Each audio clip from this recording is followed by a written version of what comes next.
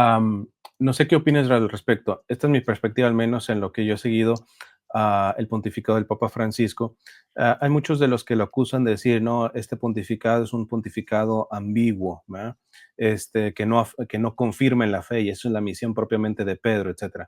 Entonces, yo les digo, cuando uno escucha al Papa, sus catequesis, ya no se diga sus documentos, am, yo les digo, a mí no me parece que sea un pontificado ambiguo, sino precisamente un pontificado que, lo digo coloquialmente, que nos quiere quitar el pañal, es decir, que quiere que empezamos a discernir, que no todo esté procesado y como antiguamente, o sea, padre, ¿qué hago aquí? ¿Qué hago acá? ¿Qué, etcétera? Sino que está llevando a llevar procesos de discernimiento, ¿no? Continuamente yo le podría catalogar que es el pontificado como de aprender a discernir, ¿verdad?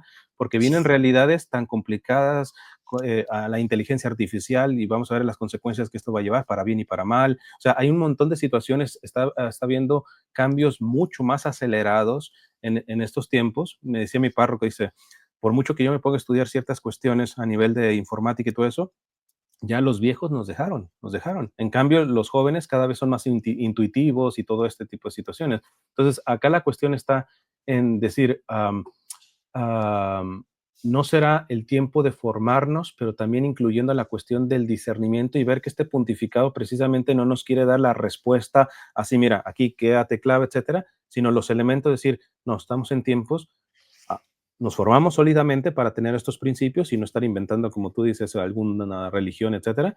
Pero por otra parte, abiertos al Espíritu Santo a discernir, por ejemplo, hablábamos de la cuestión de la moral, cada situación concretamente, ¿verdad? O sea, y esto es teología de siempre, ¿verdad? Porque para que haya pecado mortal tiene que ciertamente estar la materia grave, pero luego no discernimos en si hay pleno conocimiento y pleno consentimiento y ya estamos condenando, pero es pecado, sí, objetivamente sí, pero el pleno conocimiento y el pleno consentimiento, ¿dónde lo dejas, ¿verdad? ¿Tú qué Sí. opinas de esta cuestión también? Bueno, lo primero que quiero tomar de lo primero que dijiste sobre el papado.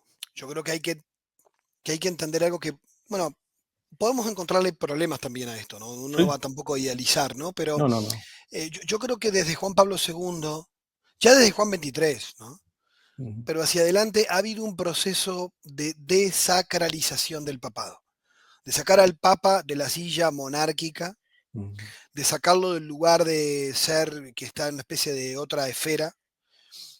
De hecho, un momento para mucha gente fue impactante un papa ¿no? que tocara a la gente. Imagínate ujú, eso, ¿no? En una época, Juan Pablo II, por ejemplo, ¿no? El que tuvo que después protegerse con el papamóvil, pero un papa que salió al mundo, eso no era común, el papa no salía de Roma, ¿no? O sea, un ujú, papa que salía al mundo, a las calles de México, Colombia, Uruguay, Argentina, o sea, que salía al mundo, ya eso fue un impacto. Un tipo que salía en televisión, ya no era el Papa allí en el Vaticano, o sea, eso fue un impacto.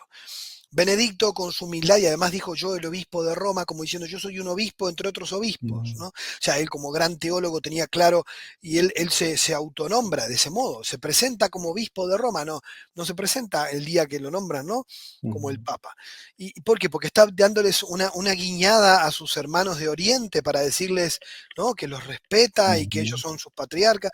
Entonces, Benedicto a su vez hizo muchos cambios con respecto a privilegios papales eh, y fue mostrando también, de hecho cuando escribió su trilogía Jesús de Nazaret, Benedicto dijo, me pueden discutir todo lo que quieran porque esto no lo escribo como papa, lo escribo como teólogo. Y ya era papa, ¿no? Como diciendo, miren que el libro Jesús de Nazaret no es un catecismo, pueden estar en contra, pueden pelear, y con eso él nos estaba educando, diciendo, miren que una cosa si alguien habla desde la autoridad del pontífice sobre algunos temas de doctrina, pero después esto lo escribo porque soy teólogo y me encanta escribir sobre Jesús y era una tarea pendiente. Bueno, después viene Francisco, y Francisco yo creo que sí, le puso quinta y a alta velocidad desacralizó el papado de un modo jamás visto. ya, Creo que para bien y para mal, pero lo ha desacralizado a tope.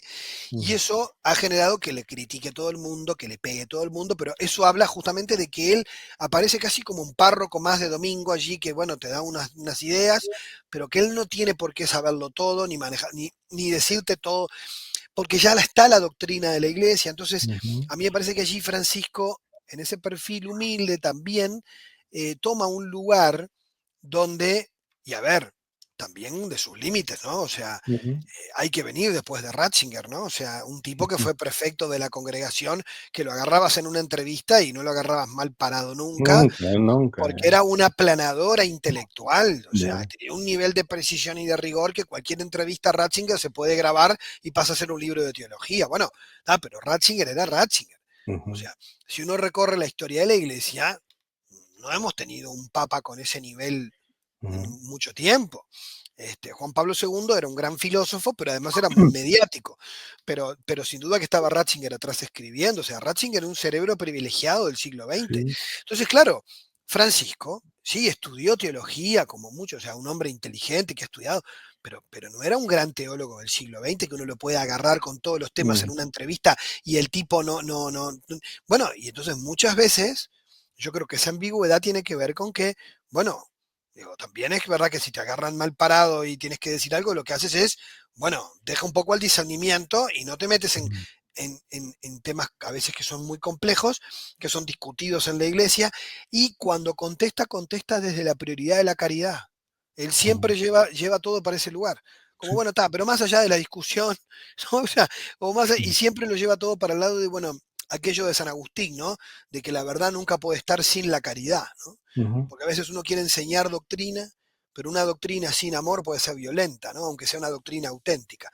Y ujú, después una cosa que me quedó colgada y que Francisco lo ha insistido también es, cuando decimos que tenemos la verdad revelada por Jesucristo, pero no tenemos la verdad en todos los temas. Nunca la tuvimos, ¿no? Entonces, ojo, esto también incluso para los críticos de la iglesia. A veces ujú, hay que decirlo con honestidad. O sea, nosotros creemos que hemos recibido una verdad que encima tenemos que interpretar correctamente y no siempre es fácil, pero no tenemos, o sea, tener la verdad sobre lo que Dios quiere y revela no es tener la verdad sobre todo, ni para todos, ni todo el tiempo. Entonces yo creo que Francisco esto lo ha puesto en evidencia muy al desnudo, de ujú, modo muy rápido, y mucha gente que tiene muy sacralizado el papado, por más si miramos la historia de la iglesia, el siglo XX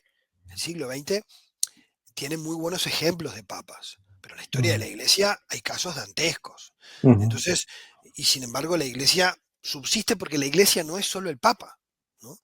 Entonces, ahí es donde también yo creo que él ha logrado como, bueno, pongamos al papa en un lugar un poquito menos dramático, eh, y démosle a la palabra de Dios, al magisterio, a la enseñanza de la iglesia, sobre todo a Jesucristo, una mayor centralidad. Porque además, como decían los padres de la iglesia, ¿no? La iglesia es como un gran sol, ¿no? Con sus rayos. Y en el centro está Cristo. Cuanto más cerca estás de Cristo, más cerca tenemos que estar entre nosotros. Cuanto más ujú. cerca entre nosotros, más cerca del Señor. Si estamos dividiéndonos, si estamos pegándonos, estamos lejos de Él. Entonces yo creo que en esto eh, la misión del Papa centralmente es la de Pedro. Es la de amar a Cristo y amar a su iglesia y cuidarla todo lo que pueda.